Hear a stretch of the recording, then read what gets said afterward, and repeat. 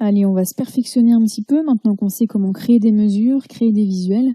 On va pas se priver d'exemples pratiques.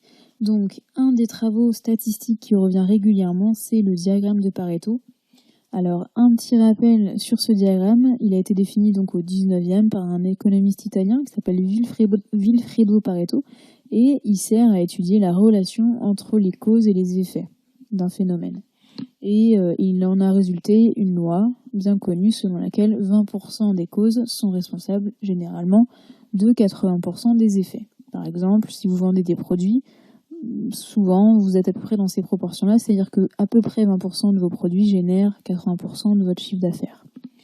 Mais bon, on n'est pas obligé que le phénomène qu'on étudie respecte cette règle pour tracer un diagramme de Pareto. On peut très bien étudier la relation entre les causes et les effets sans que le phénomène respecte la règle. Donc on va faire un diagramme de Pareto en 6 points ensemble. Et l'exemple que je vais prendre, c'est l'exemple de la population française par département. Je voudrais savoir si le nombre d'habitants par département à l'échelle de la France suit une loi de Pareto. Donc on va étudier ça.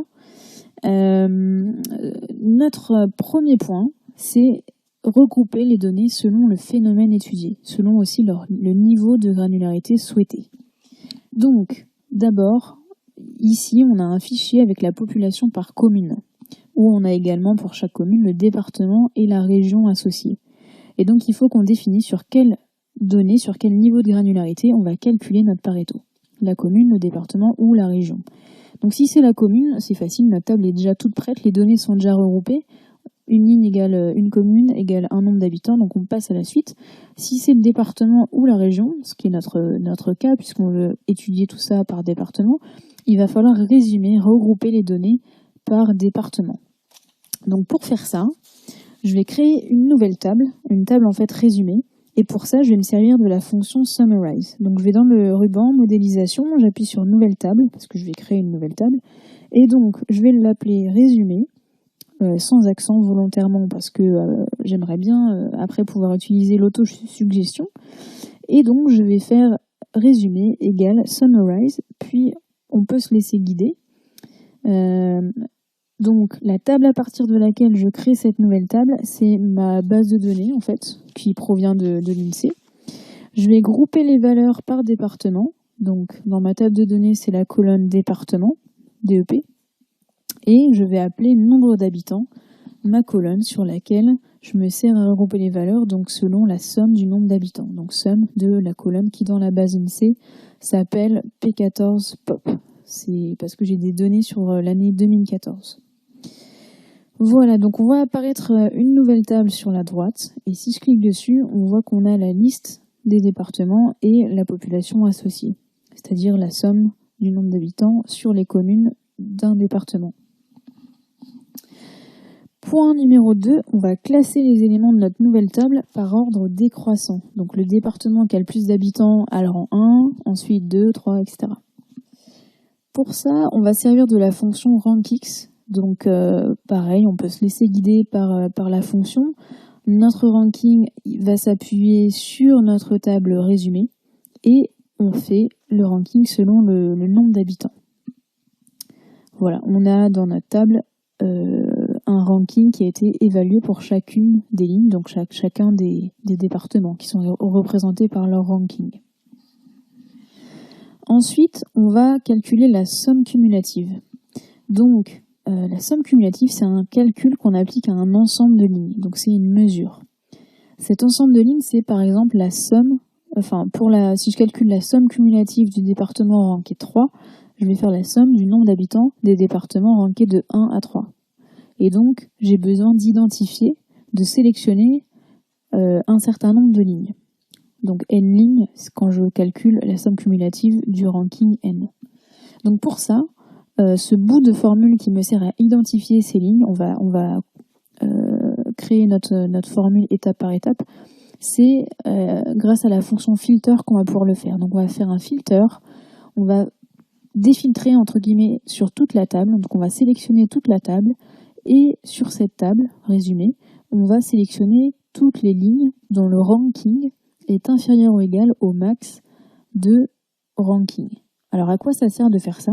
Ça sert en fait à sélectionner une partie des lignes, parce que mon max de ma population, ma table résumée, du ranking de ma table résumée, c'est en fait ni plus ni moins que le ranking de la ligne pour laquelle je calcule ma somme cumulative. Voilà, donc avec avec cette formule, j'ai sélectionné mes lignes pour le calcul de la somme cumulative de ma ligne n. J'ai sélectionné les lignes de 1 à n. Et ensuite, je vais pouvoir compléter ma formule en évaluant la somme de mon nombre d'habitants sur cet ensemble de lignes. Donc je vais faire un calculate de la somme du nombre d'habitants et ensuite j'applique mon filter. Je ferme ma parenthèse tout au bout et voilà.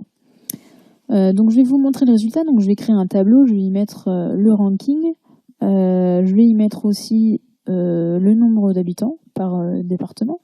Et puis on va ajouter la somme cumulative. Donc j'ai bien quelque chose de croissant et j'atteins bien un total général d'à peu près 65 millions.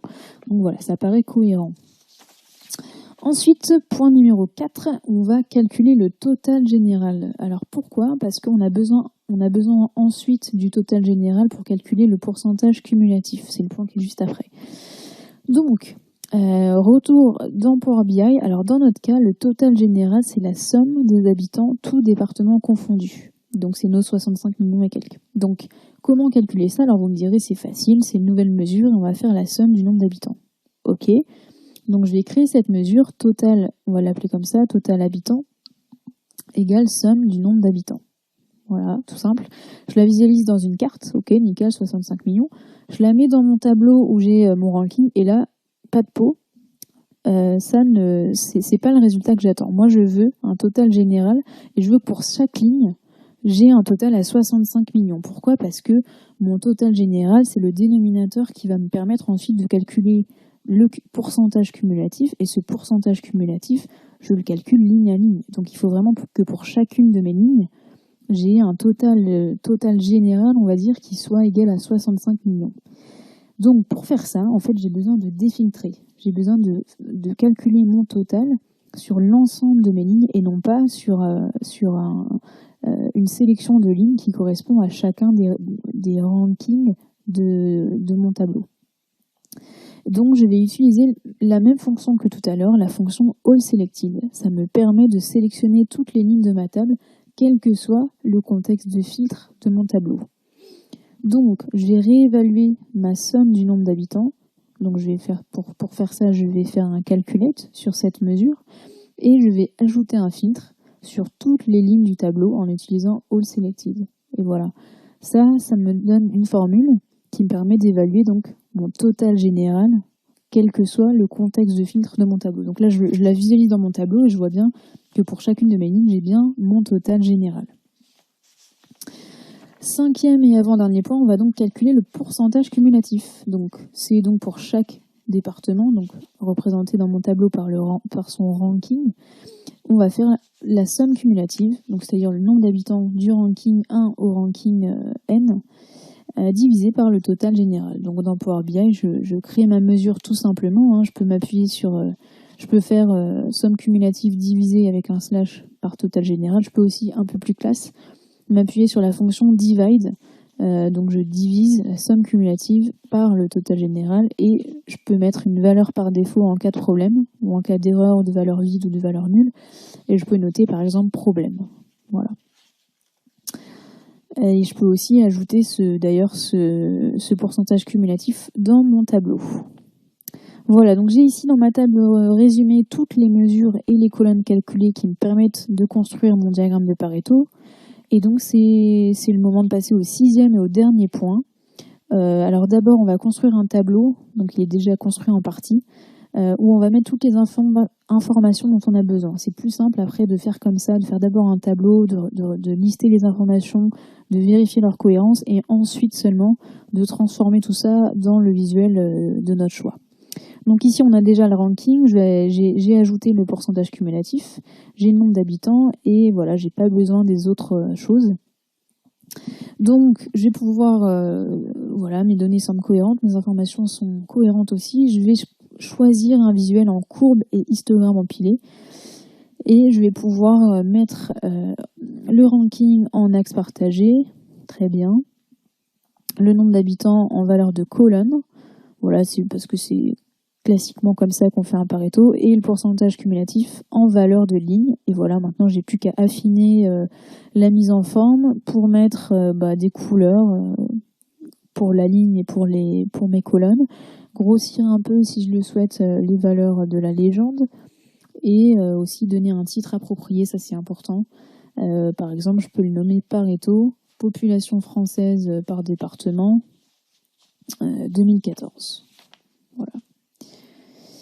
Voilà, donc on voit d'ailleurs que la population française répartie par département ne suit pas une loi de Pareto, et que là on a à peu près 53%, enfin 53 départements sur 99, donc on va arrondir à 53%, des départements qui représentent 80% de la population. Voilà, c'est intéressant.